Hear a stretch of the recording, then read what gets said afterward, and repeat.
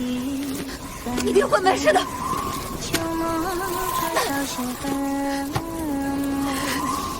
一定会没事的。一定会没事的。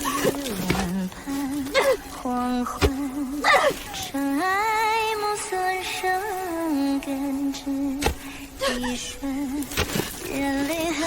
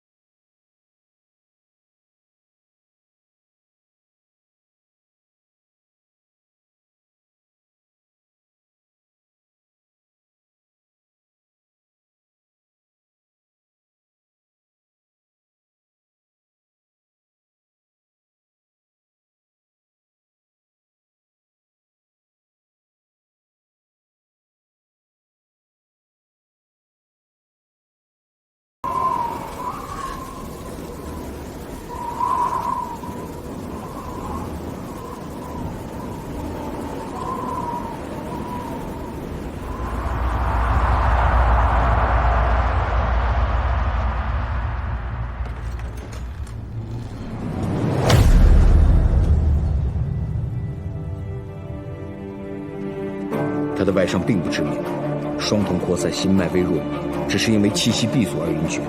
好在他意志力和求生欲强，还有一息尚存，而你及时找到他并救了他，帮他保住了这最后微弱的气息。不过他心力衰竭，我不敢保证能救活他。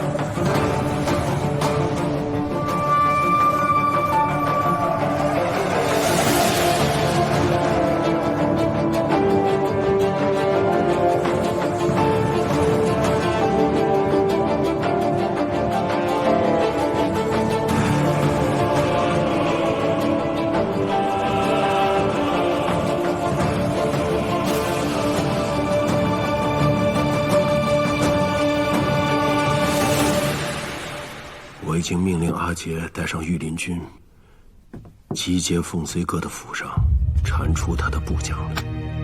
等到凤随哥所有的心腹都被铲除干净，凤子营群龙无首，也就翻不起什么浪花来了。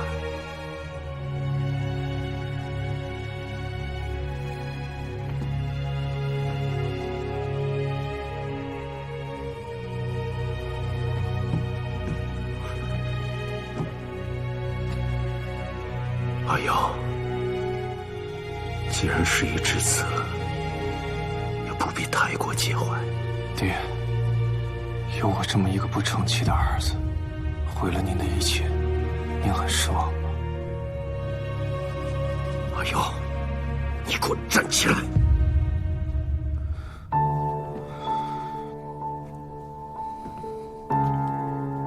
阿瑶。你要记住了，咱们慕容家以后要靠你来成长，你不能失了心气。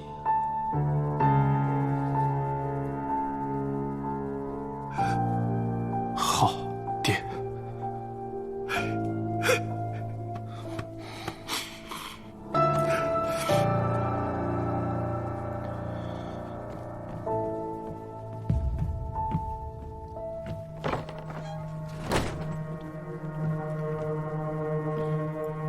叔父，风随哥的府邸人去楼空，心腹部将也不见踪影。探主汇报，去了正念堂。正念堂，那是个治病救人的地方。据我所知，飞霄经常去那。对，这正念堂地处闹市，侄儿不敢擅自领兵前去，深恐宫变之事泄露，坏了叔父大计，请叔父定夺。凤随哥身死之事，消息还没有传出去，我该有所察觉。阿瑶，你在埋尸的时候没有被别人发现吧？我亲自带人去埋的，不可能走漏风声。看起来现在不能顾忌太多了。阿杰，你给我再带上御林军，封锁正念堂，只要是凤随阁的人，一个不留，都给我杀了。是，叔父。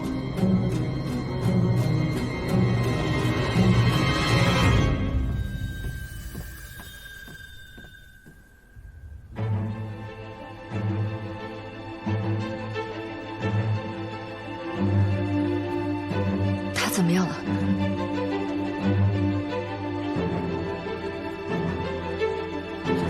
您倒是说句话呀！他到底怎么样了？不太妙，心脉是恢复运行了，保住了这口气，但是想要救活他的命，不好说。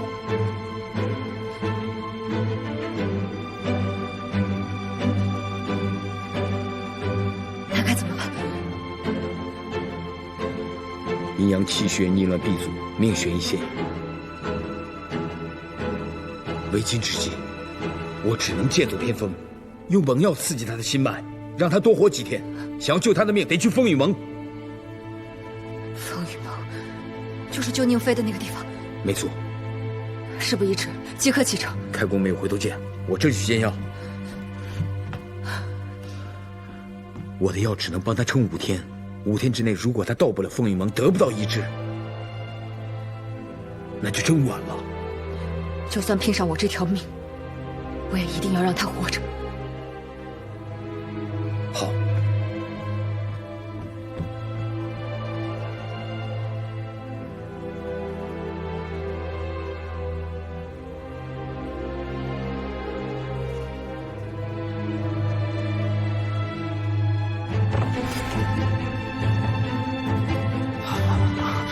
爹舅怎么样了？速去备车，路上再与你们细说。好。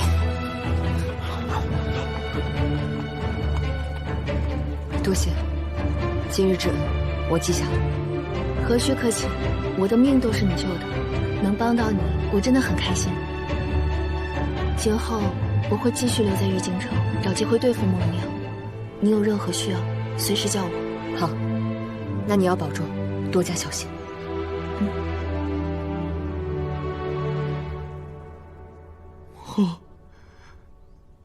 你说是皇兄，是皇兄杀了外祖，也是皇兄杀了父皇。是。皇兄为什么要这么做？程阳，有些事情你以后自然就会明白。你外祖死后，你父皇本想将皇位传给你的，可是你皇兄不答应。就是因为皇位，我从来就没想过要抢这个皇位。皇兄为什么不来问问我？为什么？我和他争什么呀？我什么都不会跟他争。因为他从来没有拿你当过亲弟弟，你们同父异母，在他心里，唯一的骨肉只有凤夕阳，他当然要提防你了。只是母后万万没想到，他竟然会对你父皇下此毒手，竟然会这样篡权夺位。程阳，你是你父皇最爱的儿子，也是你外祖生前最在意的人，你要谨记他们的教诲，成为一代明君。程阳，现在无论谁倒下，你都不能倒。肃杀的天，要靠你来撑。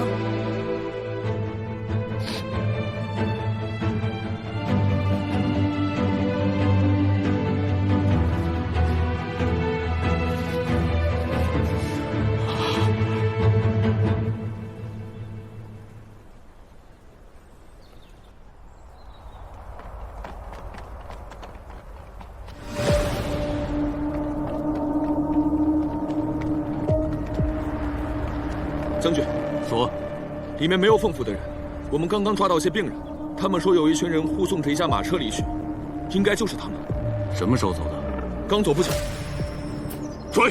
是。撤！撤！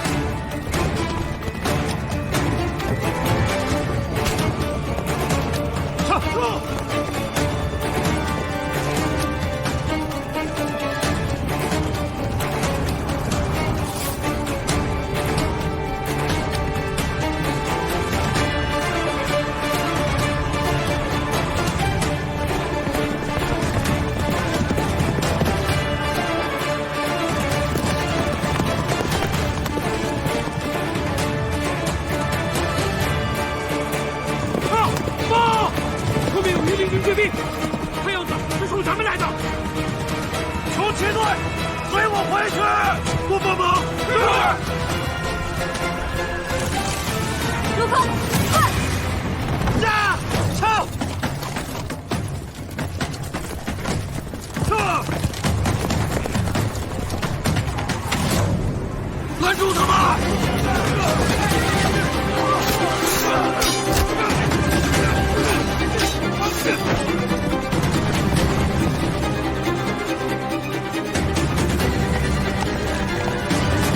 小师弟，不好，追兵太多，公园和神狗那边根本就拦不住。兄弟们，随我回去最好。顾客，你保护殿下先撤。走，撤！啊！撤！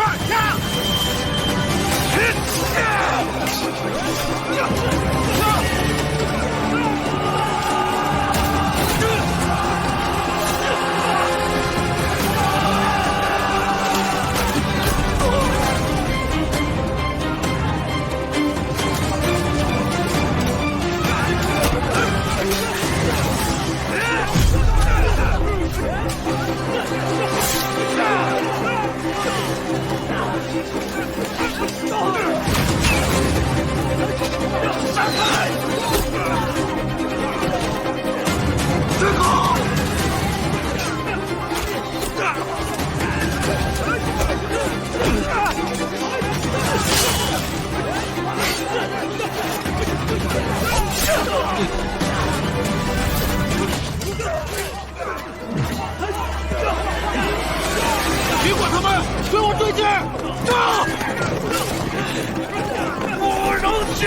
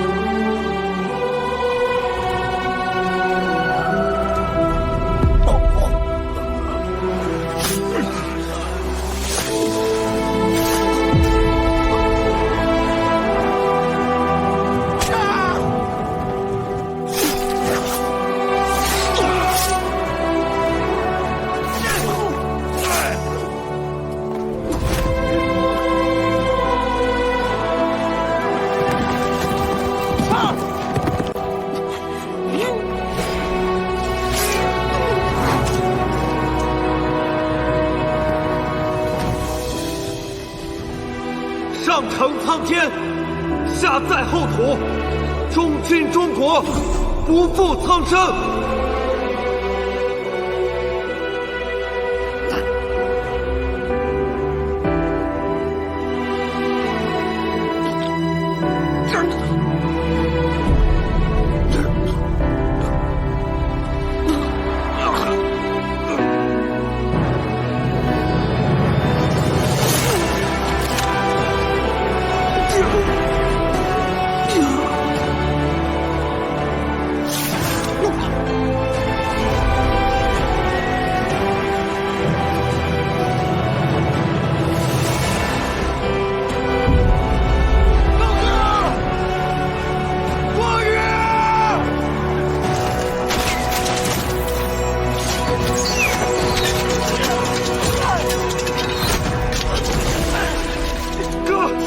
一个不留！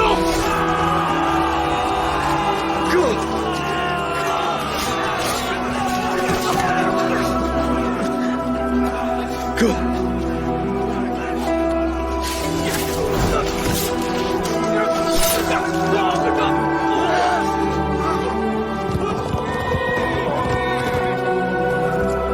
将军，没有追到那辆马车，我们跟丢了。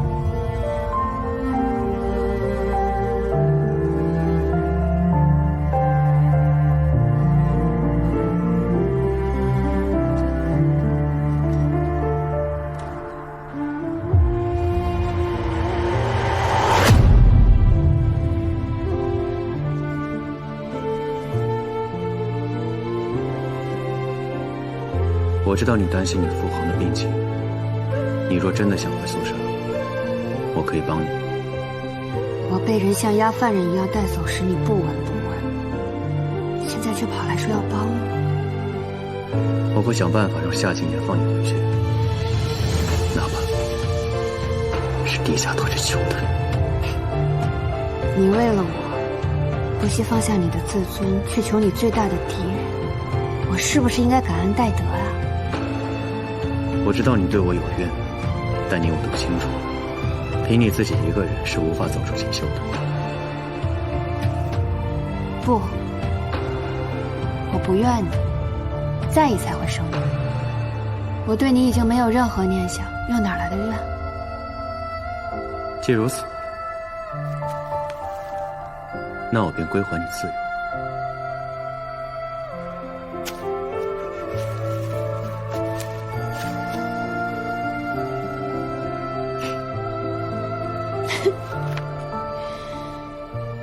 说什么放我离开，还我自由？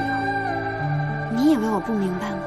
你不过是想趁着这个机会还了我助你离开肃杀的人情，好让你自己心里舒服些，觉得对我再无亏欠。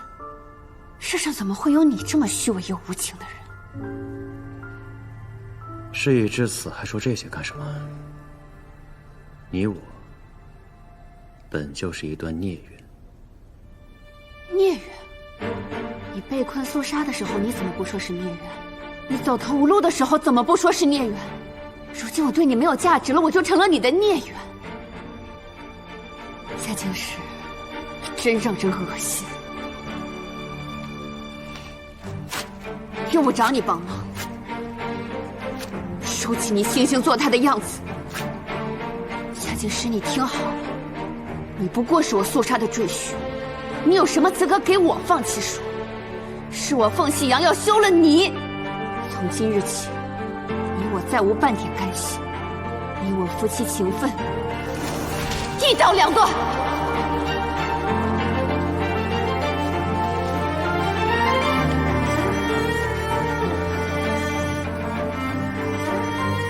那就依公主所言，你我从今往后再无瓜葛，今后不论我做什么，都与你无关。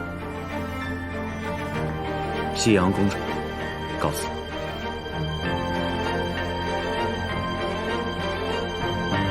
站住！我知道你对我皇兄耿耿于怀，你做别的事我不管，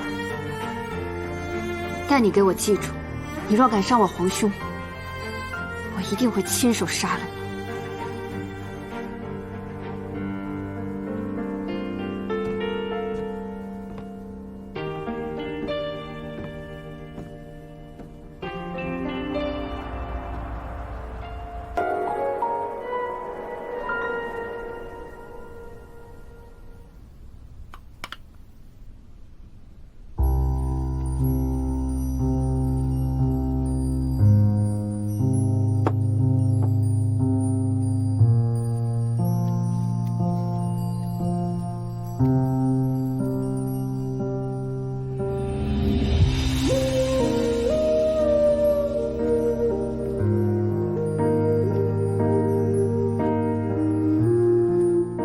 丫头，回休息，你可不能累倒了。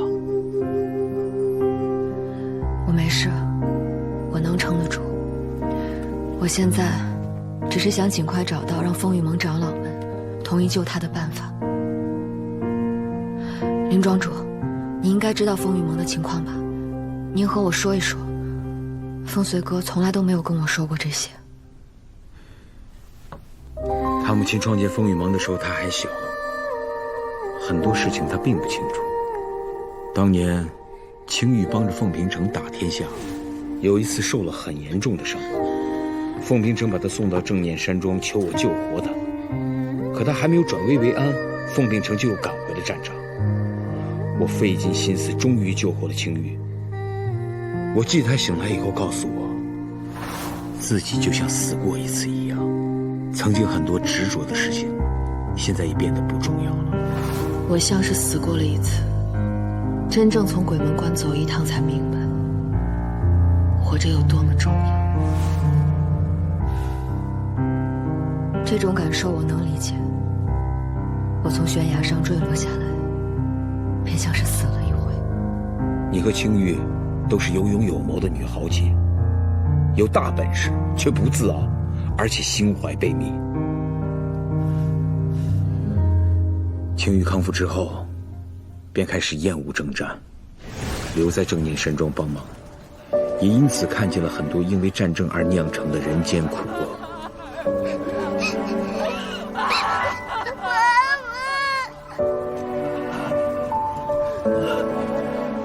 正念山庄有正念山庄的规矩，我收留的伤者不分阵营，也不能动武。所以昨天还在战场上打得你死我活的敌人，今天在我的山庄里就得老老实实的和平共处。战士们也是逼不得已，没有人喜欢打仗，也没有人想要受战争的苦难。若是他们可以和平共处，何乐而不为呢？所以在那个时候，韦盟主便有创立风雨盟的想法。没错，青玉发现交战的双方是可以化解干戈的。他告诉我，虽然不能凭一己之力阻止战争，但最起码可以救治那些伤兵流民，给他们一条生路。所以风雨盟本该是世外桃源，渔樵耕读，安居乐业。正是如此。可自从青玉走了以后，风雨盟变成什么了？变得充满仇恨，对凤家，对肃杀的仇恨。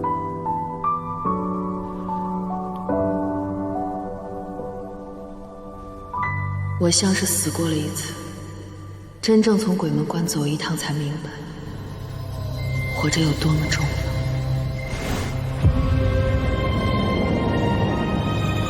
风雨如晦，鸡鸣不已。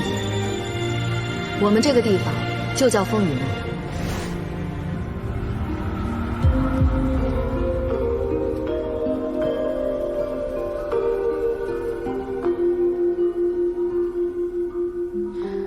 见过雷长老，深夜到访，多有叨扰。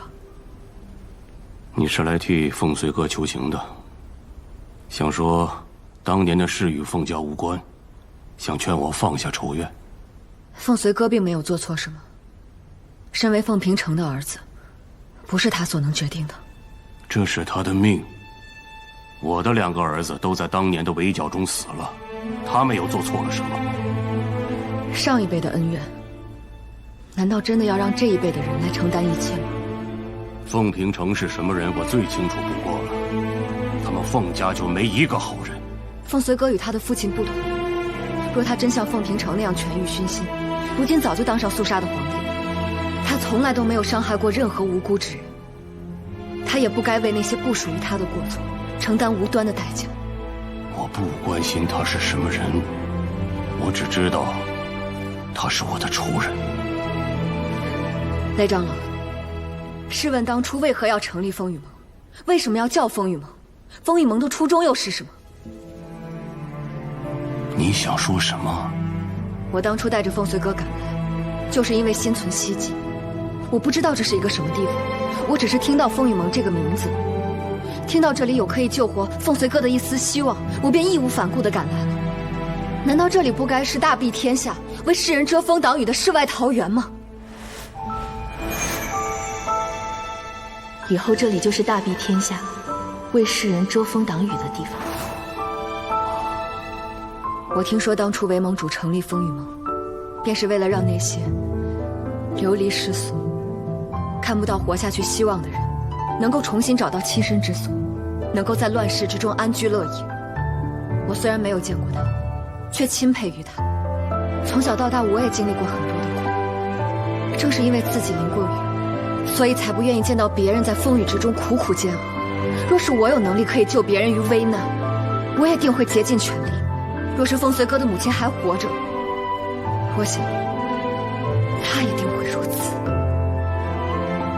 为众人抱信者，不可使其冻毙于风雪。风随哥的母亲用风雨盟救了这么多的人，他的儿子也不应该就这样失去活下去的机会。我想，当初成立风雨盟的初衷，就是为了让那些冻饿之中的困苦之人，在暗夜中看到光，让无家可归的百姓重获希望，让他们能活下去。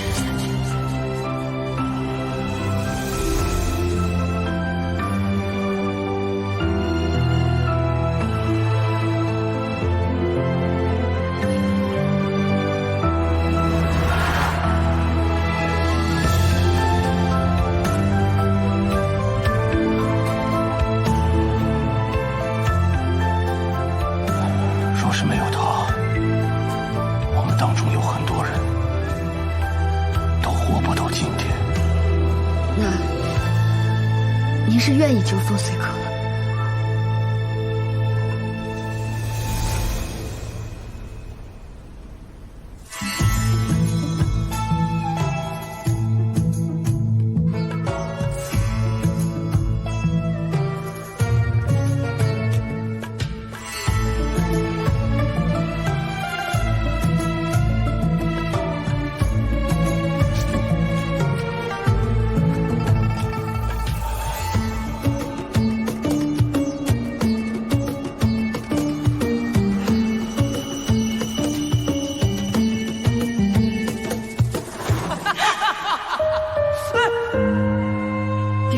我父皇宫多修一次试试。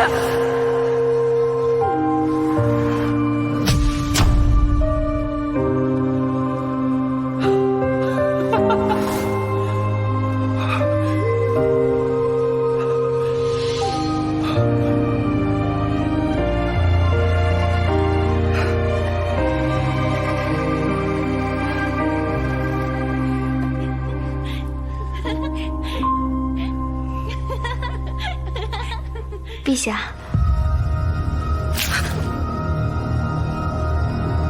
找死啊你们！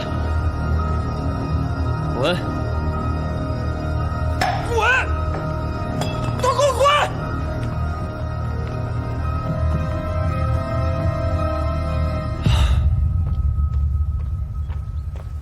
站住！圣福殿岂容你擅闯？何人造次？回禀陛下，镇南王妃要擅闯大殿。放肆！放他进来。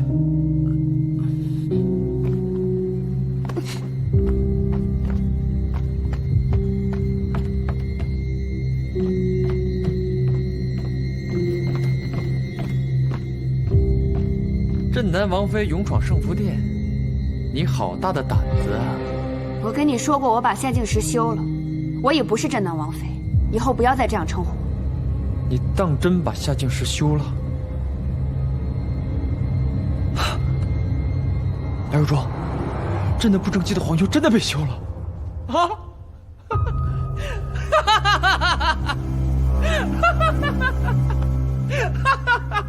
好，这等家丑必须得有多远传多远，听明白了吗？是。让他退下。我有话要跟你说。出去！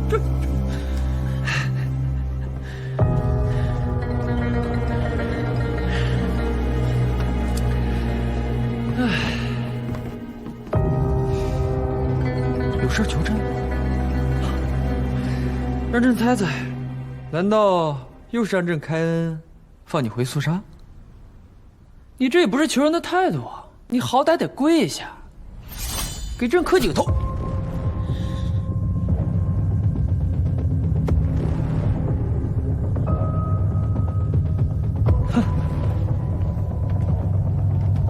有意思，朕还是第一次见到这么求人的。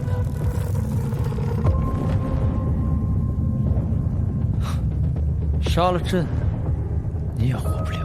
你说我是无家可归的孤魂野鬼，既然我在世上已无牵挂，死又何妨？我父皇跟皇兄生前都想杀你，不如我杀了你，告慰他们的在天之灵如何？你就这么迫不及待要去陪你的父皇和皇兄啊？朕已经知道了被扇巴掌的滋味，朕不喜欢。疼！你也给我记住这个滋味，这就是你羞辱我的报应。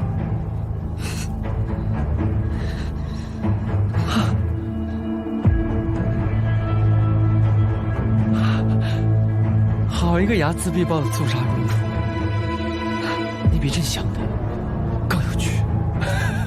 我皇兄绝不可能弑父弑君，是有人害死了他们，替我查出害死我父皇和皇兄的凶手。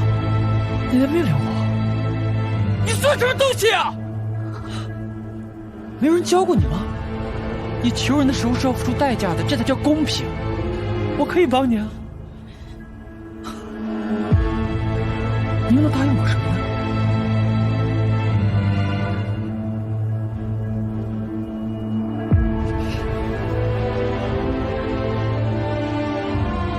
只要你帮我，我什么都可以答应你。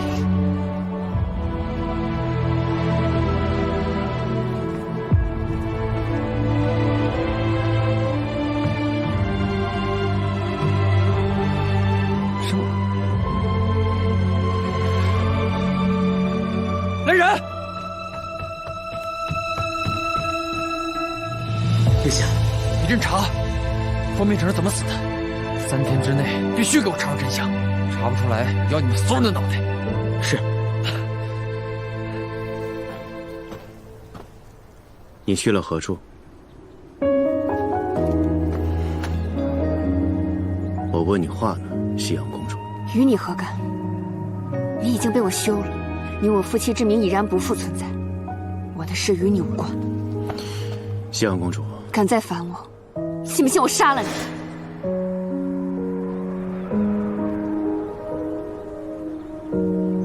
得罪了。玉京城发生的一切，你应该都知道了吧？你是来落井下石的？我只是不放心。我有什么可以帮你的吗？收起你这副虚情假意的嘴脸，我连骂你都嫌浪费口水。西洋公主，你若有什么需要我帮助的，尽管来找我。虽然我们已经没有了夫妻之名，但毕竟相识一场了。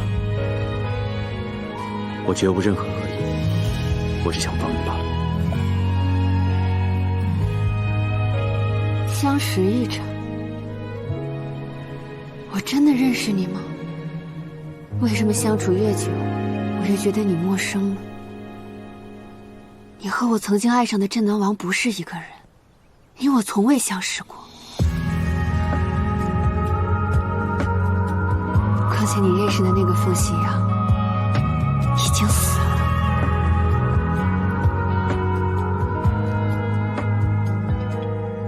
孤独的飞翔，也不需要方向。飞到云之上，日光却躲藏。自由的浪浪，也不惧怕风霜。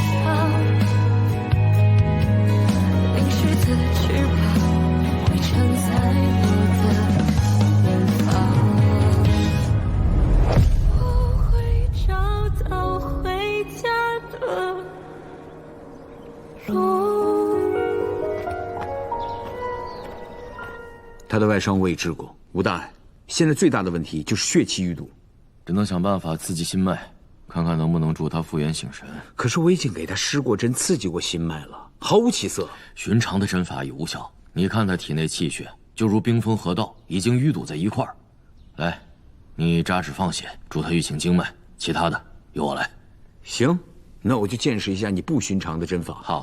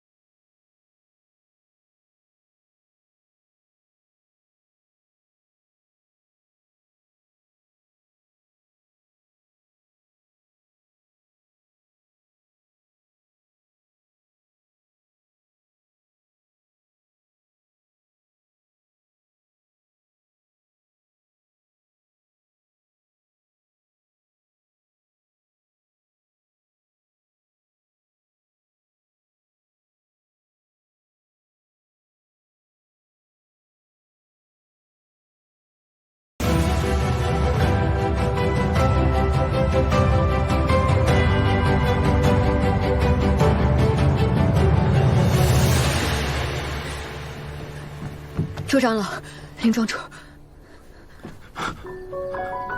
凤随哥，他怎么样了？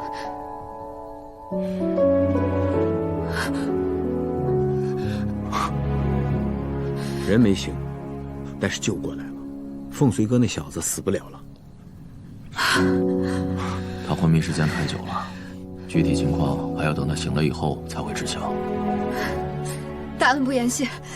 多谢周长老，感谢两位活菩萨，感谢两位活菩萨，哎，感谢两位活菩萨，多谢。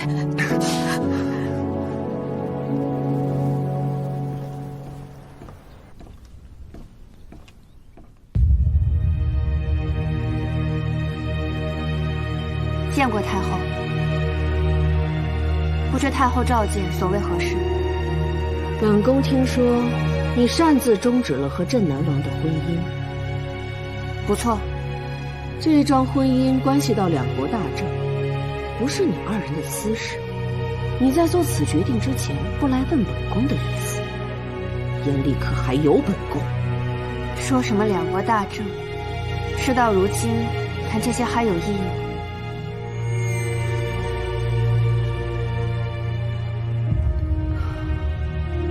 你父兄的事我知道，逝者已矣，节哀顺变。你要保重身体。待你弟弟凤成阳继位之后，你便是肃杀的长公主，是肃杀在外的脸面。看来在太后眼里，我是什么人不重要，我与镇南王是否夫妻和睦也不重要，重要的是我的身份。你是个聪明人，我喜欢跟聪明人说话。因你突遭变故乱了方寸，我不计较你的莽撞。你回去给镇南王服个软，道个歉。你今后还是镇南王妃，只要你听话，本宫愿意当你的爹。若我没猜错，当初你也是这样趁人之危，一步一步把夏静时掌握在自己手里的吧？他是个识时务的人，我希望你也是。那要让你失望了，我这个人向来习惯把命运掌握在自己手里。当初与夏静时联姻是我的决定，待夏静时离开肃杀也是我的决定，休了夏静时还是我的决定。我既然已经决定跟他一刀两断，就算是死，我也绝对不会回心转意。本宫是给了你机会的，你自己不要，日后可不要后悔。多谢太后好意，不过除了我父兄之外，我不需要任何人的庇护。凤随哥醒了。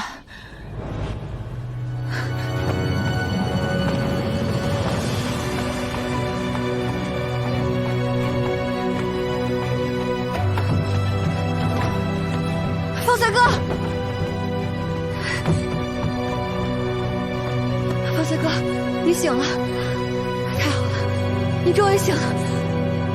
一笑，我醒了，我没事了，一笑。醒了就好，醒了就好。我都听他们说了，你为了救我竭尽全力，这一路上辛苦你了。我不辛苦，你感觉怎么样？好，我已经没事了。你怎么了？你看着我，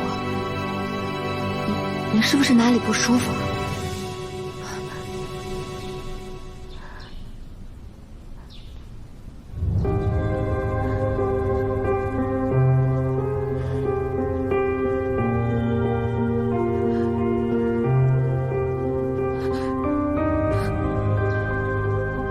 我现在看不见你。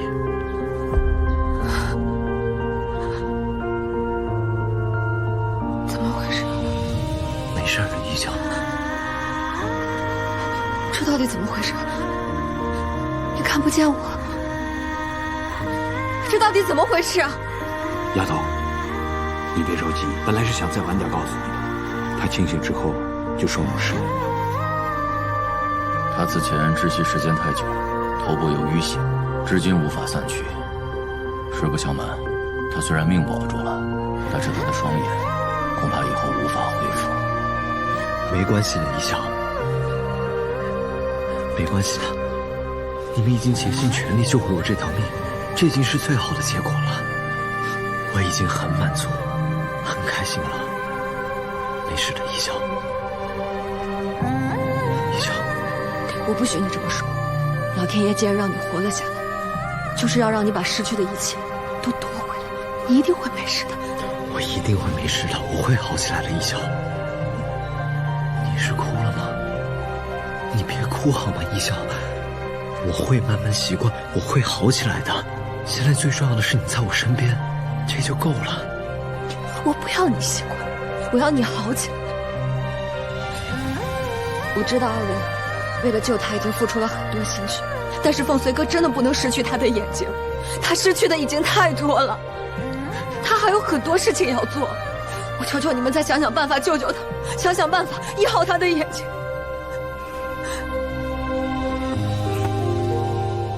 一笑姑娘，借一步说话。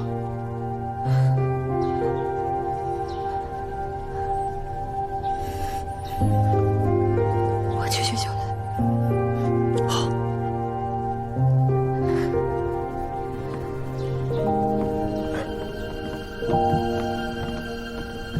父皇的仇还没有报，夕阳又深陷敌国，我却成了这个样子。不能再拖累一笑了。当着凤随哥的面，有些话不好说。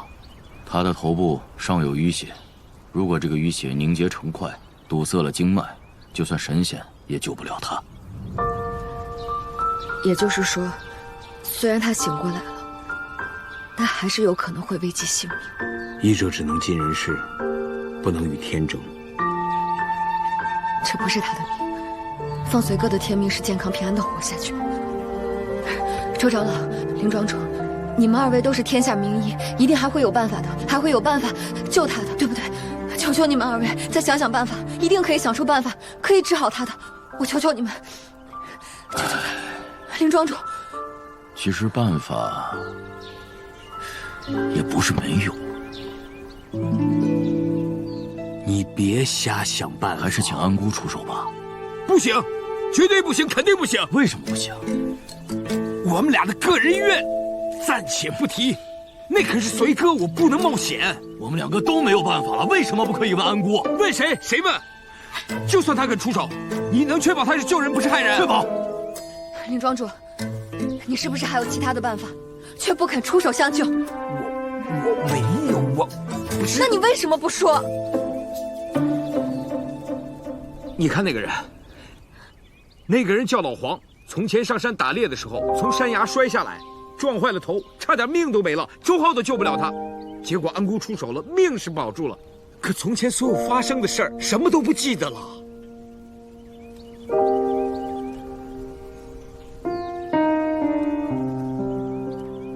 先请安姑出手，看看情况再做定夺。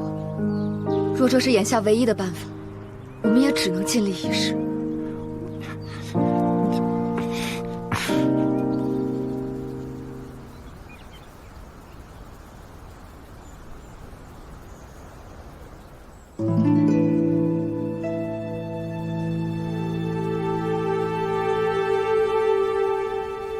一纷纷，旧梦灼烧情痕，梦沉沦，念你掌心于温盘，黄昏，伤害莫测伤感，只一瞬，染泪痕，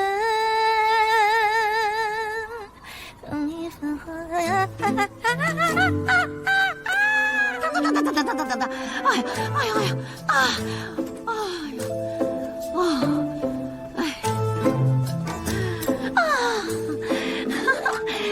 贤，独性寻常，不足为惧。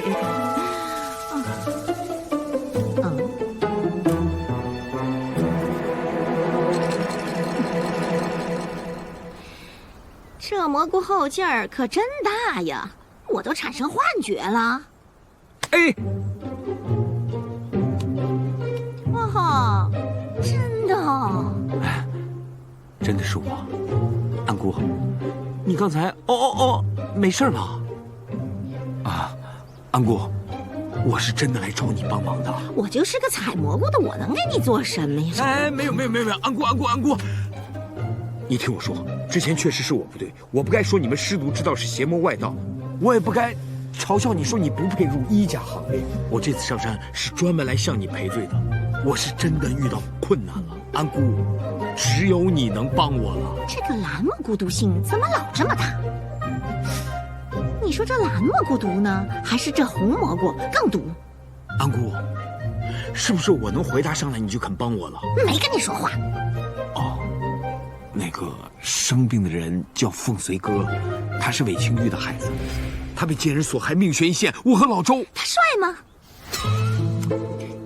你为什么要问这个？他娘当年可是响当当的大美人，那他儿子长得要不俊朗，我就在想啊，是不是他娘亲生的呀？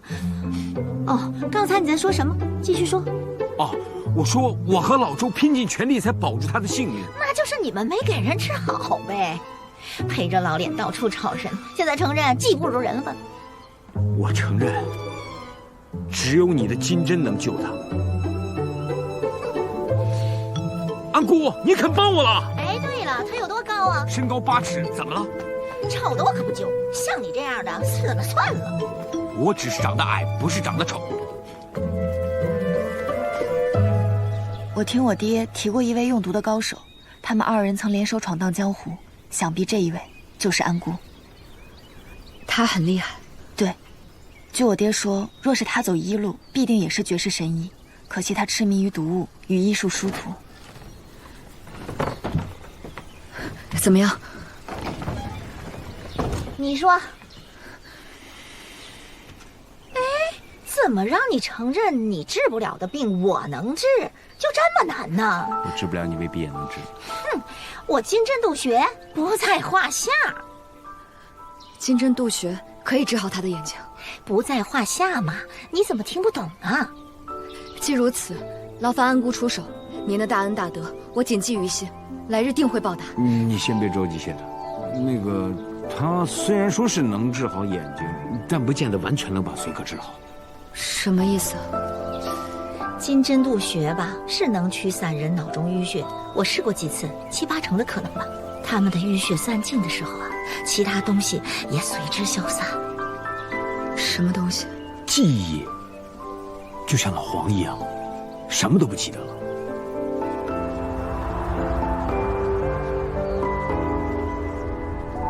失忆？也不一定会失忆，只是有这种可能。若你脑中淤血不散，不仅会伤害眼睛，还可能会伤及性命。那忘记多少才算失忆？我不会忘记你吧？当我接受治疗，睁开双眼看到你，我会不记得你。只有这样，你才能平安无虞。这样的平安，我宁愿不要。凤随哥，你先别急着拒绝，你听我说，你是肃杀的大皇子，你身负重任，他们把你害成这个样子，难道你就要眼睁睁看着他们身居高位，安享太平？你甘心吗？我知道你肯定不甘心，那首先就是要把眼睛治好，先保住你的性命，你将来才有机会去做你自己要做的事情。我当初找到你，把你从土里挖出来的时候，我真的以为你已经死了，那种失去你的滋味我已经体验过一次了，我不想再尝试第二次，就算是为了我，好吗？可是一笑，这么做的代价是要让我忘记你。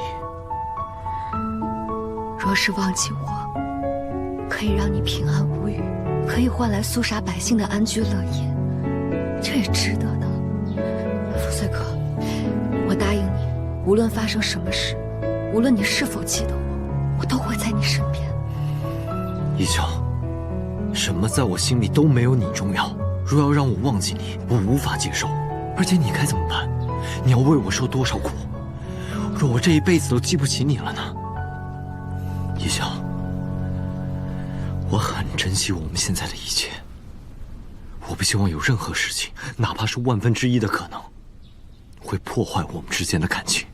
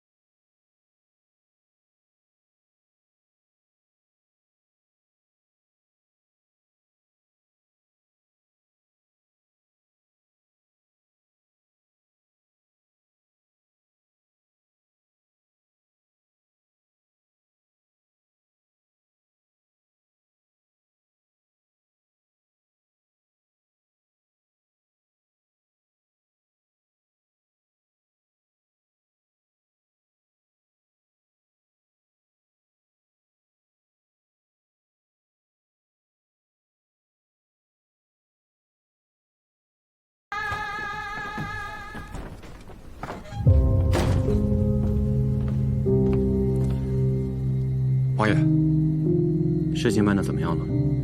我已取得王安成的信任，他答应跟咱们合作。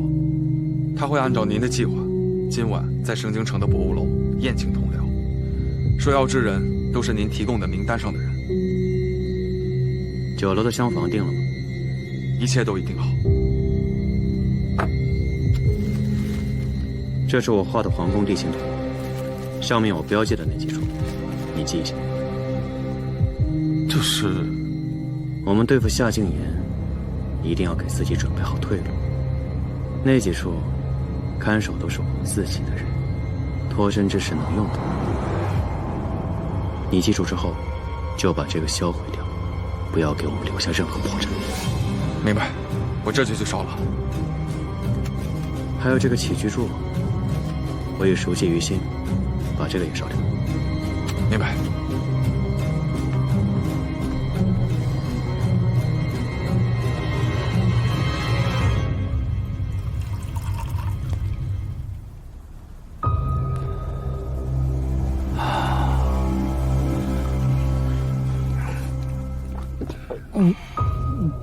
太后提拔我为户部尚书，这本该是我王家光宗耀祖的事，哼！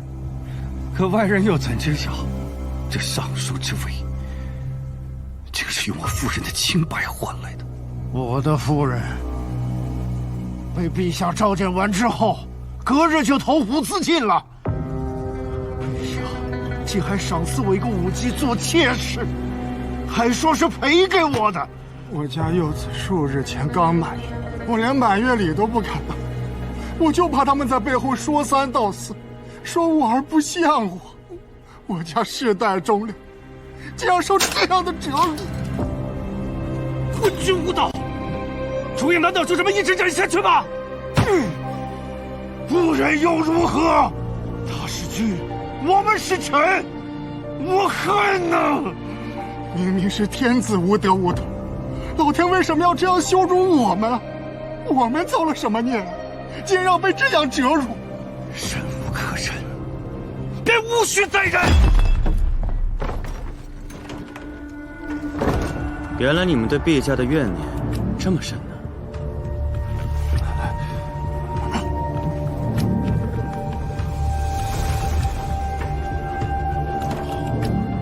诸位，你们刚才说的每一句话，每一个字，我都记下来了。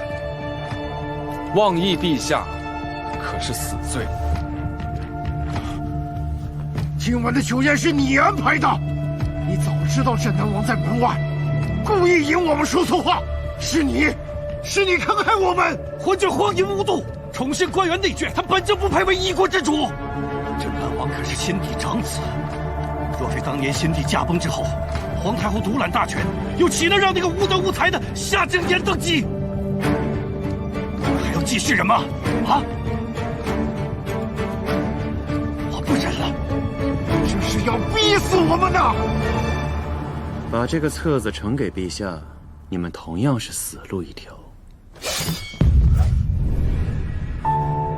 镇南王，我与你无冤无仇，你为何要害我？此言差矣。镇南王不是害我们，他是来救我们的，他能救我们脱离苦海。诸位同僚，这种机会仅有一次，失去了，我们便永远没救了。可镇南王自身都难保，遑论救我们呢？只要尚存一息，心中复仇的火不灭，绝望中也能淡出希望。你们受过的屈辱，远不及我的万一啊！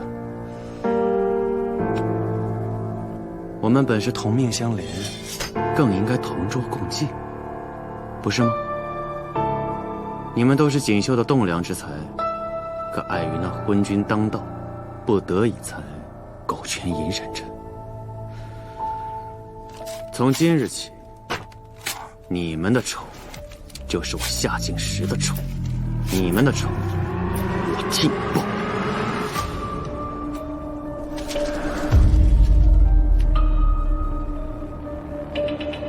只不过需要诸位帮我做一件事情。放心，这件事情对于各位来说，不过是举手之劳。请王爷吩咐。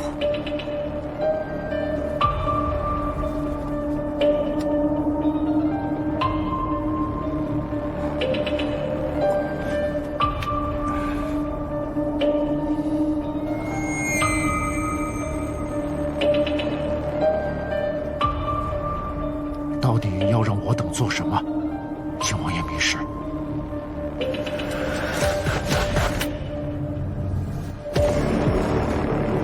陛下，西阳公主还是什么都不肯吃。你是打算饿死自己啊？害死我父兄的人查到了吗？他不吃，你就不会喂他吗？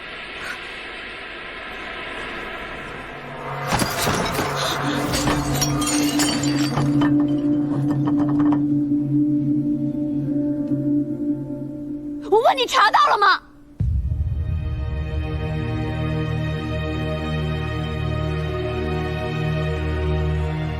你若再不吃，朕便杀了他。不要啊，陛下，不要！去，带那些吃食来。是。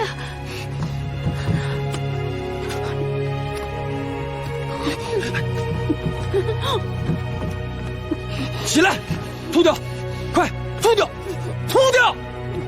凤翔，你疯了！吐掉！怎样？现在可以告诉我了吗？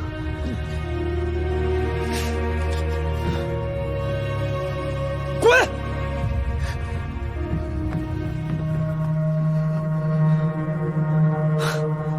朕有答应过你，会告诉你吗？也就是说，你查到了。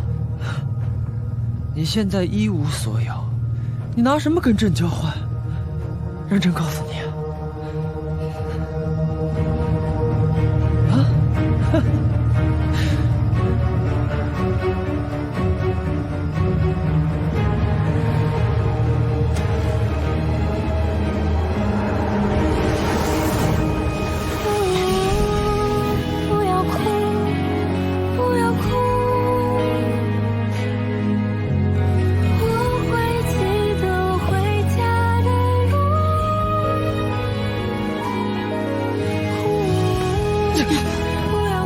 你疯了吧你？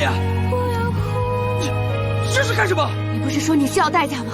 我给你代价，我要我的答案。孤独的飞翔，也不需要方向。飞到天之上，日光全躲藏。自由的浪漫，不惧怕风沙。淋湿的翅膀，会承载我的远方。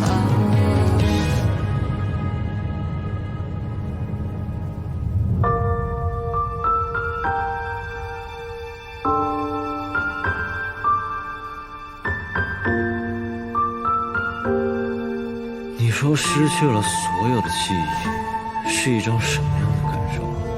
睁眼醒来，记忆全无，不记得自己的生平，不记得自己的过往，不记得自己曾经恨过什么人，也不记得自己爱过什么人。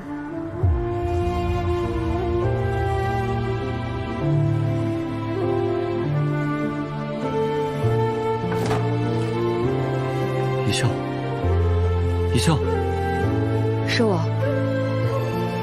我知道你没什么胃口，可是林庄主说你久未进食，你大病初愈，身体很虚弱，我给你喂点羹汤吧。一笑，你曾经说过，我这个人亦正亦邪，让人难以琢磨。若我失忆之后，又变成了那个你厌恶的、将一箭射杀的肃杀杀神，你会恨我吗？当然不会，你所经历的我都经历过，没有人比我更能理解你现在有多痛苦。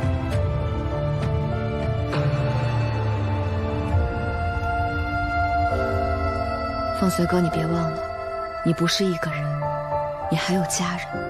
你的妹妹夕阳公主现在还在敌国，她的处境很危险。你之前不是一直很担心她吗？你也得为她考虑考虑。你曾经不是跟我说过，活着才是最重要的，一定要好好活下去。一笑，你能不能答应我，如果真的忘记了你，你可以对我生气，可以打我骂我，但请你不要对我失望，更不要因为失望而离开我，好吗？好，我答应你。就当一切重来，我相信命定的缘分，我们还是会相知相恋，相随相守，不离不弃。若命运不忍，也莫怪我轻狂。本来以为最糟的是他什么都不记得了，没想到来了个更糟的，他倒是能记住一些，把你记成敌人了，所有的好全忘了。有可能让他恢复全部的记忆吗？你不也听安姑说了吗？随海深处精妙绝伦，能不能记起来就看他的造化了。咱也别看造化了啊！小姑娘，你也别太担心了。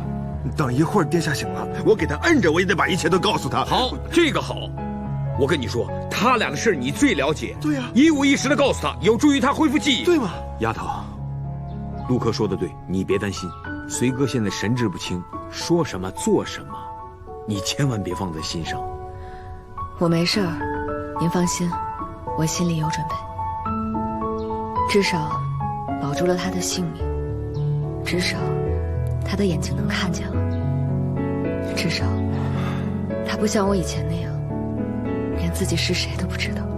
行了，你别说了，我这去安姑，我求他想想办法。老夫听说，凤随哥已经醒了。醒了是醒了，一言难尽，我去找安姑了。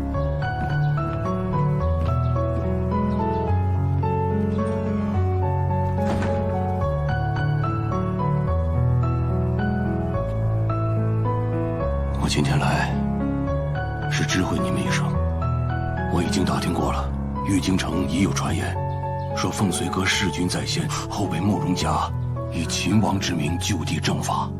也就是说，外人并不知道凤随阁还活着。肃杀二皇子已经登基继位。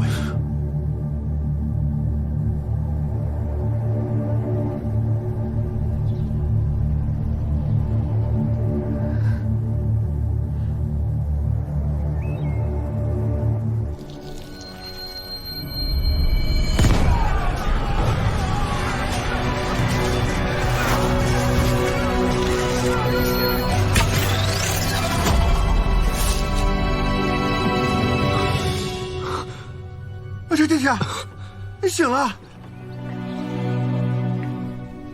啊，我说一针能醒，就不用第二针。厉害厉害厉害！哎，你感觉怎么样？你记得我是谁吗？还有他，林庄主，陆柯。哎呀，太好了！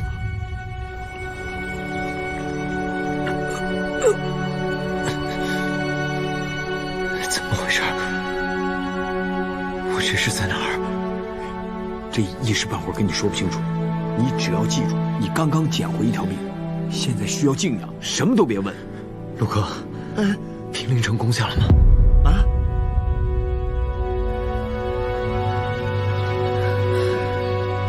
不是，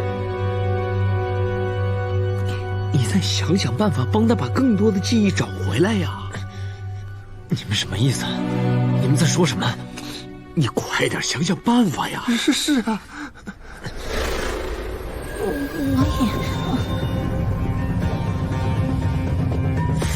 傅一笑，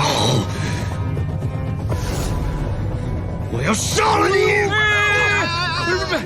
哎，冷静，殿下，来，你看，快走啊！你现在需要静养，你需要静养。哎呦，你看到，冷静。没事吧，殿下？哎呦，顺日气。哎呀，冷静。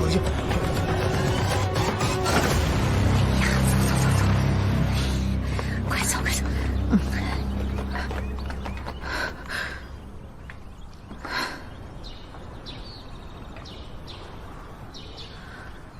我知道你心里难受，你要是心里难受啊，你就哭出来吧，哭出来心里好受点啊。这谁受得了啊？原本挚爱亲人，现在变生死大敌了。你说他是我至亲至爱之人，这怎么可能？殿下，我怎么可能骗你呢？真的是你忘了。这件事你身体遭受重创，因为窒息太久导致了颅内淤堵，引发双目失明。是安姑用金针渡穴帮你疏散了淤堵，治好了你的眼睛，但同时也让你失去了记忆，精神紊乱，甚至见到傅一笑的时候，你就跟变了一个人一样，易怒狂躁，难以控制。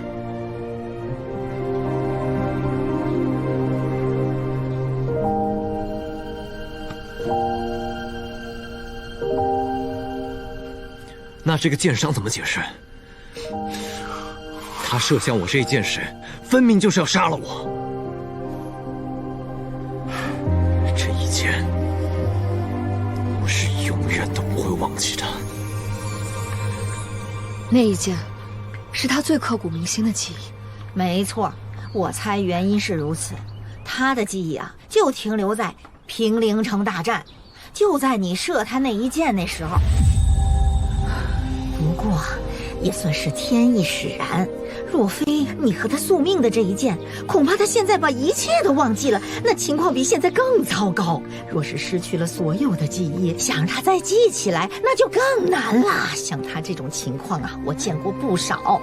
他只会执迷不悟，听不进去任何人的话，也不相信任何人。你怎么连我的话都不信呢？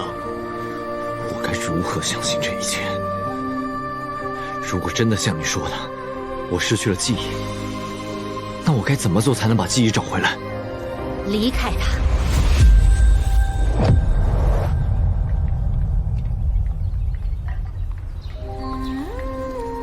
你现在能做的只能是离开他，在他生命中彻底消失，不要再和他见面，也不要出现在他面前，让他慢慢忘记你，等待他慢慢恢复。你能做得到吗？那需要等多久？3年、5年、10年8载，也有可能是一辈子。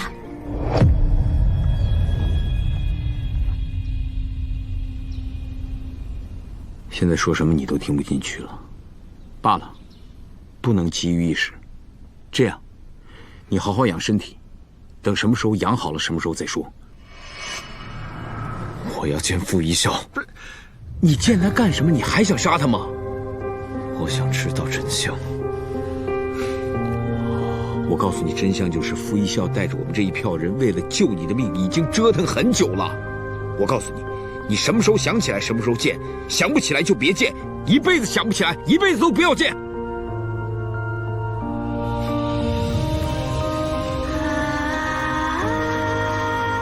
你说的一辈子是多久？这你还不明白吗？相见正如不见，有情何似无情。你对他的情就像一把剑，离得越近，刺得越深。你若心满意足了，他就遍体鳞伤。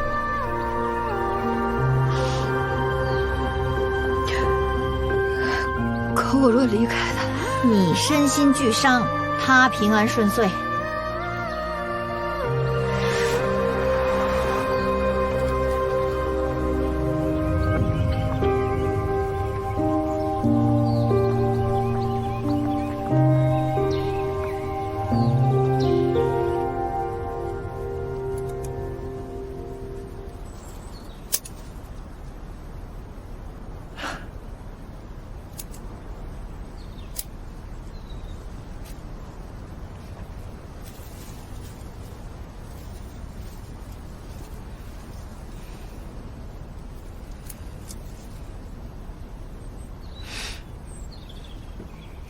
陛下，你在做什么？采花啊！母后难道看不出来吗？采花？不然这还能干嘛？今天天气不错，出来转转有什么问题？母后不是也出来了吗？陛下看上什么花，让旁人去采便是，怎能自己动手？母后，我长这么大，到今日才发现，有些花，还真得自己采才有意思。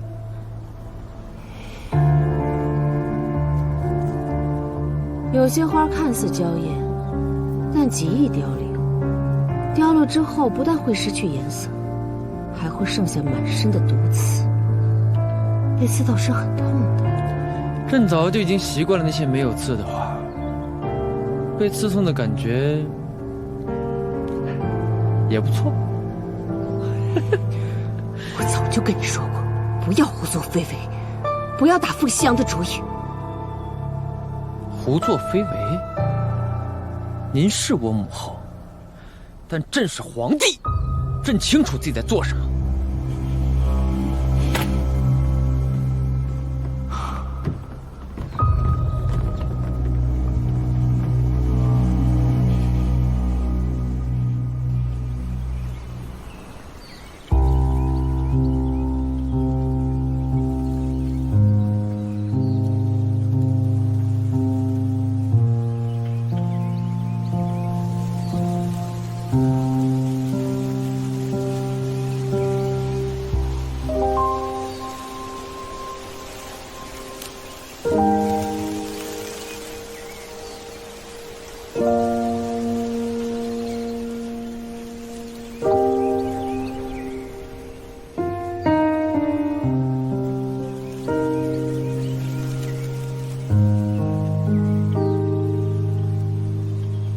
你跟他同根共长，可终究有一天会彼此分离。他有他的繁茂生长，你有你的独自远避。或许我也终究逃不过这样的命运。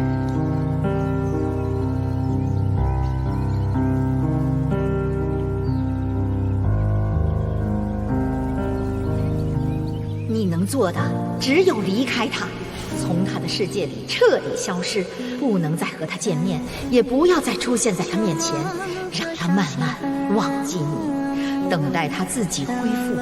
你能做得到吗？掌心余温般黄昏，深爱暮色你能不能答应我，如果真的忘记了你，你可以对我生气，可以打我骂我，但请你不要对我失望，更不要因为失望而离开我，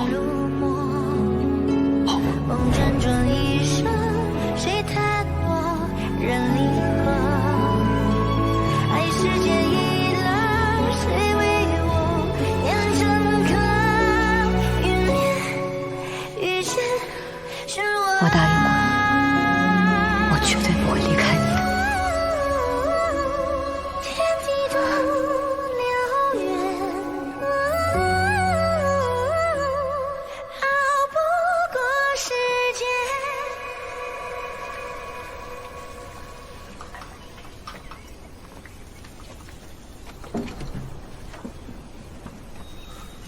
易小姑娘，我刚才跟殿下解释了几句，他什么都听不进去，还给我赶出来了。他这会儿身子还是挺虚弱的，应该已经睡下了。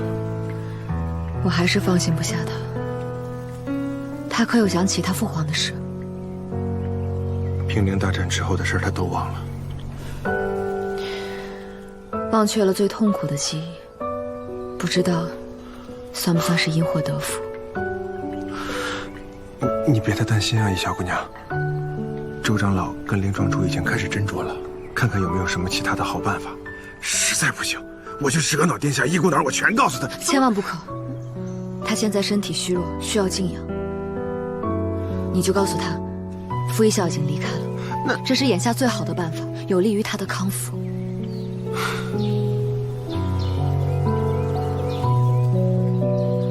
还有一个法子，或许我们可以一试。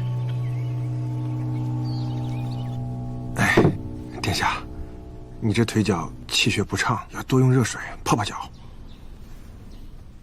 我帮你。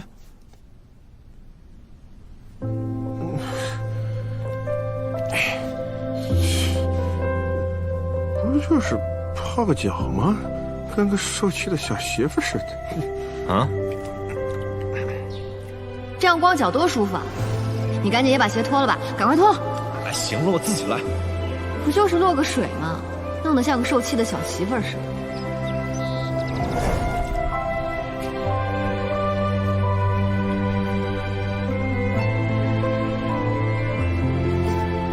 烤肉上面要记得多撒香料。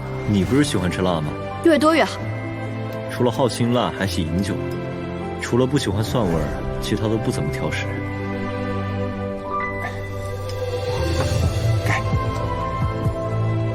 这么辣怎么吃啊？我吃。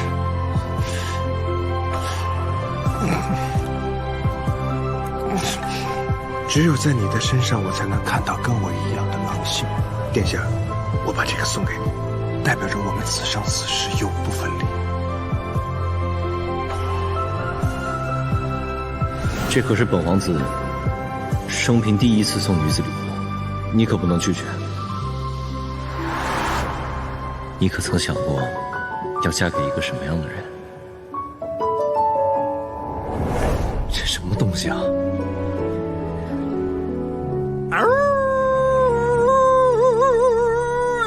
小狼，我把周长老叫来给你看看。你叫他干什么？他又不会捏狼。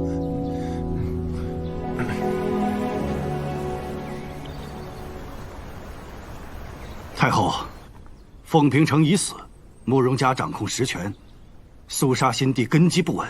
何况凤随哥也死了，肃杀军队群龙无首。臣建议趁机出兵，直下玉京。太后，眼下两国还在联姻之中，肃杀公主还在盛京，现在就开战，之前所有安排，镇南王的联姻就将前功尽弃。太后三思。怎么，太仆四卿也开始插手军国大事了？既然太后召见，命臣等商议，臣下自当直言相禀。何况你们要打仗，莫非不需要太仆寺协助？都别吵了。王安成，你说，若攻打肃杀，你心中有何谋划？太后，锦绣、肃杀两国常年相互攻伐，厉兵秣马，战备常在，因此动员三军并不难。我们也有现成领兵的大将，可请镇南王出山。哼，说来说去，你不就是想把镇南王放回平陵去？镇南王这么多年坐镇平陵，护我锦绣边境安宁，举荐镇南王领兵，有什么不对的？太后，镇南王和亲肃杀却私自逃归的事情还没有清算清楚，即便委派他领兵，恐怕也难以服众。你就是存心故意刁难找茬！你血口喷人！好了，都别吵了。攻打肃杀，事关重大，在意吗？是。下去吧。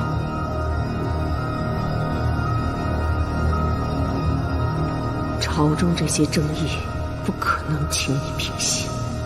圣帝如今与我心不齐，当务之急得掌控夏锦时，依靠他稳住朝局。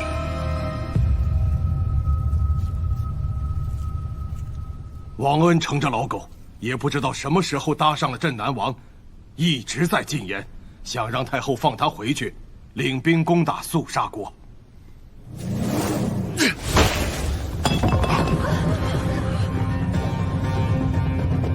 白手镯呢？白手镯呢？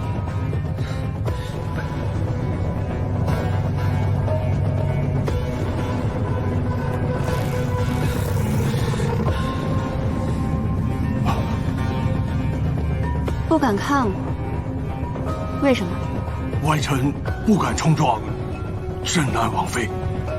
什么镇南王妃？西阳公主和镇南王已经解除了婚约。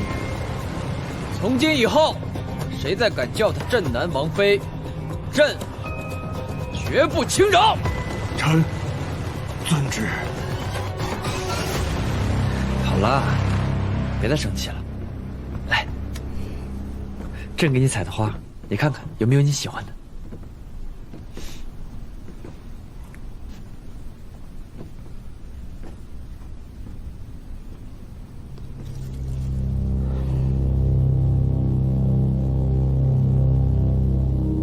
我喜欢这个。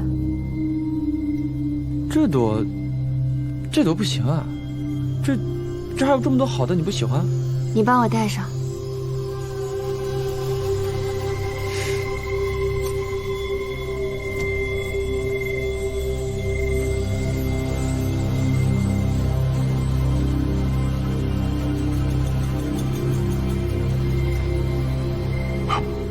滚！都滚！都滚！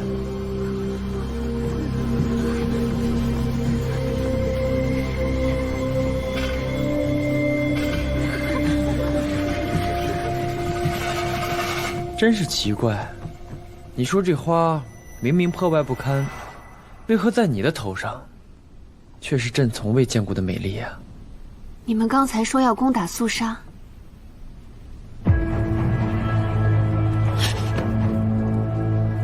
你是关心肃杀，还是关心夏景时？啊？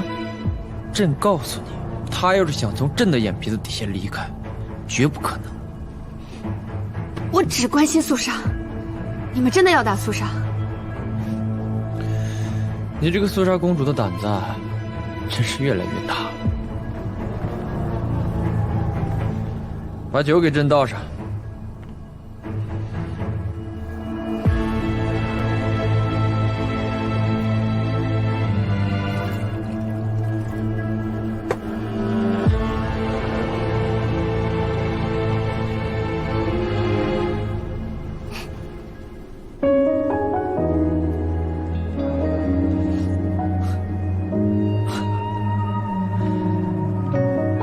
你可真是朕的冤家，不管你做什么，只要朕看见你，朕的心情都会好很多。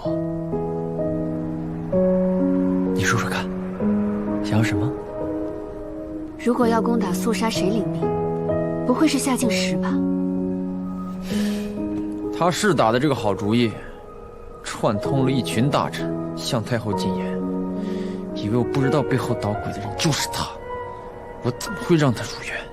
他住在荣养殿，怎么跟那些大臣取得联系的？